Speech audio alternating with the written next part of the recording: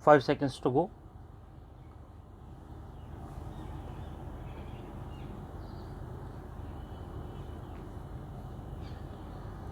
Start.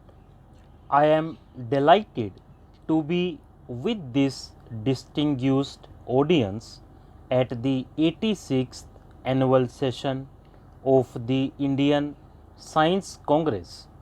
My special greetings to the foreign scientists and the Nobel laureates for being with us today. I am particularly pleased that this session of the Science Congress is being held in Chennai and at Anna University, which is the pride of Tamil Nadu. This is the part of India where literature, arts, culture, architecture, spiritualism, and science have flourished in a magnificent confluence for many centuries. This land has produced giants of literature like the saint, poet, and philosopher Rashtrakavi Subramanya Bharati. It has also given birth to three of the greatest Indian scientists of this country, Sir C.V. Raman, who won the Nobel Prize for Physics for the discovery of the Raman effect, Professor S. Chandrasekhar, who won the Nobel Prize for Astrophysics, and the genius of mathematics Srinivasa Ramanujan. Science is a major driving force behind social change. There is no aspect of modern life that is untouched by the effects and products of science and technology. More progress of science and technology has taken place in this country than in all the previous centuries of known human history. Their impact on human life, indeed on planetary life, is certain to be far more profound in the coming century. Taken as a whole, the effects of science and technology have been both positive and negative, although, in my opinion, largely positive. All of us, scientists and non scientists alike, have to be concerned about how to minimize their negative effects and how to maximize their benefits for Bahujan Hitya, for the greatest good of the largest number of people. It is obvious, however, that science and technology cannot by themselves take their benefits to the people.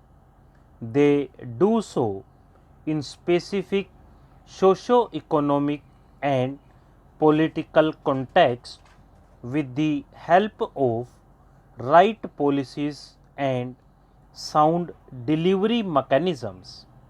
That is why science has vital stake in progressive politics, people oriented economics, and governance in turn have a vital stake in scientific and technological progress, for it is one of the chief guarantors of prosperity and happiness.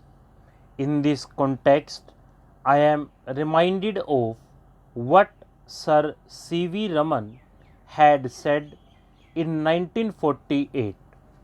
There is only one solution for India's economic problems, and that is science, and more science, and more science and still more science. The need to deepen, widen, and enrich India's scientific base is all the more urgent in view of the challenges of the next century and the next millennium. It is well recognized all over the world that the societies that will survive and thrive in the face of these challenges will be knowledge societies. Knowledge and its application in a competitive global environment is going to be critical to the progress of nations in the fields of economy, education, health, food and energy security, national defense, and even culture. We need to raise the knowledge level of every section of the population. India has been the original knowledge society in the history of human civilization. This is the land where Gyan and Vigyan both flourished in antiquity. Due to historical reasons, our scientific tradition got weakened.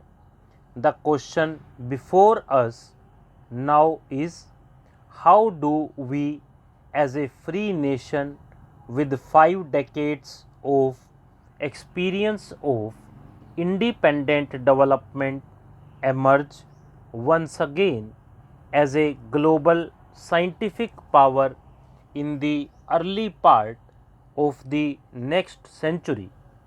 I would like to outline here some tasks that the scientific community, government, our educational institutions, industry, and society at large have to jointly accomplish. First, our scientific establishment must focus not only on quantity but also on quality, especially such standards of quality that stand international scrutiny. We are legitimately proud of having the third largest stock of science and technology manpower in the world. However, in spite of this vast S&T infrastructure, should we not achieve much more than what we have done in the past 50 years? Yes, we must.